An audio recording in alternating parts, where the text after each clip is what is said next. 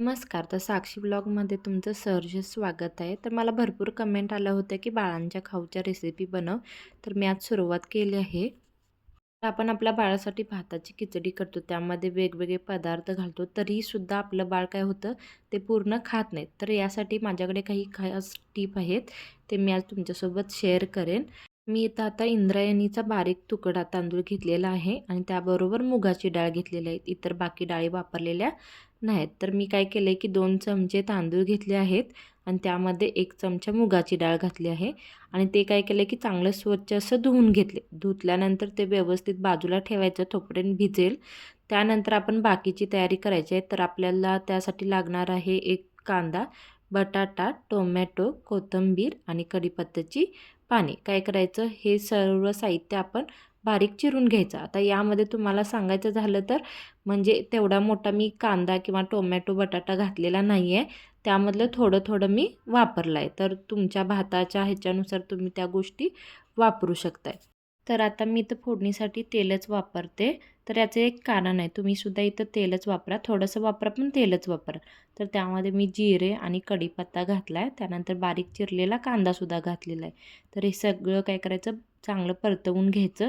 त्यानंतर त्यामध्ये घालायचे बटाट्याचे लहान-लहान तुकडे.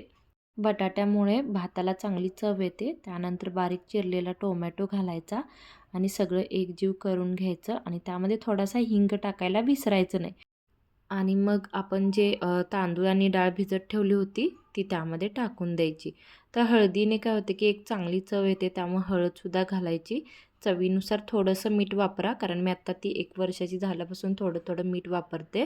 त्यानंतर थोडी कोथिंबीर घालायची आणि त्यामध्ये गरम पाणी घालायचं. गरम पाणी घातल्या-घातल्या लगेच कुकरचं टोपण लावायचं नाही, ही मोठी दुसरी टीप आहे. तर काय करायचं, तसंच थोडं शिजू द्यायचं आणि थोडंसं पाणी उरलं की मग काय करायचं की कुकरला शिट्या द्यायचा. तर 3 शिट्या झाल्यानंतर बघा भात एकदम मऊ झालेला आहे. तर एवढ्यावरच थांबायचं नाही, तर काय घ्यायचं, स्मॅशरनं त्याला स्मॅश करायचं. तेलात का फोडणी द्यायची, तर जेव्हा आपण तेलात फोडणी देतो तेव्हा त्याची चव वेगळी असते आणि तुपात जेव्हा देतो तर तुपाचा स्वाद पूर्ण निघून जातो. त्यामुळे तेलात अगोदर शिजवून घ्यायचं आणि जेव्हा आपण बाळांना चारेल ना, तेव्हा त्यावर तूप घालायचं. म्हणजे जो तुपाचा स्वाद आहे तो भातामध्ये उतरतो आणि आपली मुलं पटकन खातात. तर ही दुसरी टीप आहे. कुकरची शिटी नंतर लावल्यामुळे काय होतं की भात चांगला शिजला जातो, ही दुसरी टीप आहे. तर या पद्धतीने तुम्ही तुमच्या बाळांसाठी खिचडी बनवून पहा. गरम गरम भातावर तूप घाला आणि तुमच्या बाळाला चारा, नक्की खाईल.